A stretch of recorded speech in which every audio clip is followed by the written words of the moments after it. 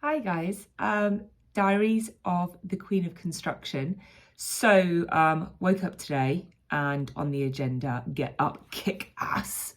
So I decided after a little bit of a down day yesterday with the whole book nonsense, I will talk to you about making your home work, which basically is the fact that all of our homes are now also our office in some way, shape or form.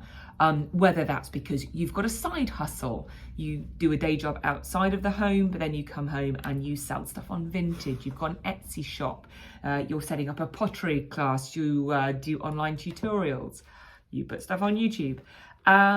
So yeah, we all basically in some way, shape or form do administrative work-based activity at home. And there are basically three things that I figure are absolutely imperative to making that work well for you. There's a huge list of stuff and I'm going to go through it, but these the top three. Get these three things right, the rest is a nice too, but these three things are game changing. Number one, you've got to have a big enough desk. So I'm always going to tell you little anecdotes of mates. I never want to ridicule my clients, but I can, kind of take the piss out of my friends. One of my mates, they live, no word of a lie, £1.2 million house in the country. This place is ginormous. The desk they have to work at is a console. It's not big enough to have the laptop open and the screen angled back at the right angle. Their knees hit the wall.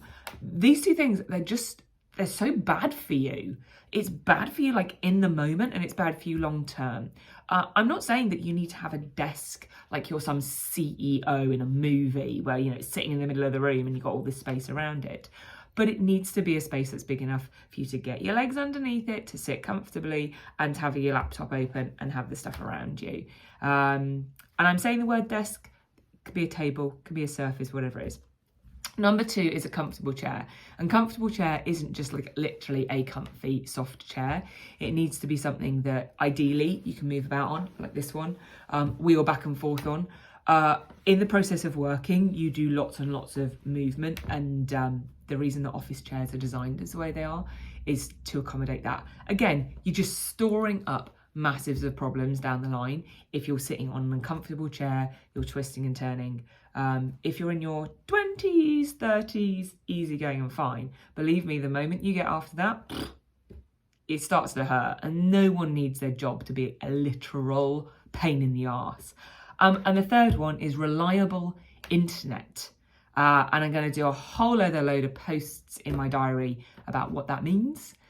Because ideally it's a hard data connection, actually plugging in. Relying on Wi-Fi is great if you have a really good and consistent signal, but connectivity is everything in business and in work. If you aren't connected, it's just a completely unnecessary source of stress. Making a connection to where you have your home office, your home working space, is a price because you do have to chase and put cables in. But believe me, the comfort of just knowing that you're connected, getting the best upload and download speeds as is coming into your house is so important. And why wouldn't you? Why would you rely on, kind of trying to get something and it buffering and madness. So those are my musings for today from Diary from the Queen of Construction. Hoping if there's any questions, you'll ask Abby, and if not, have a good day.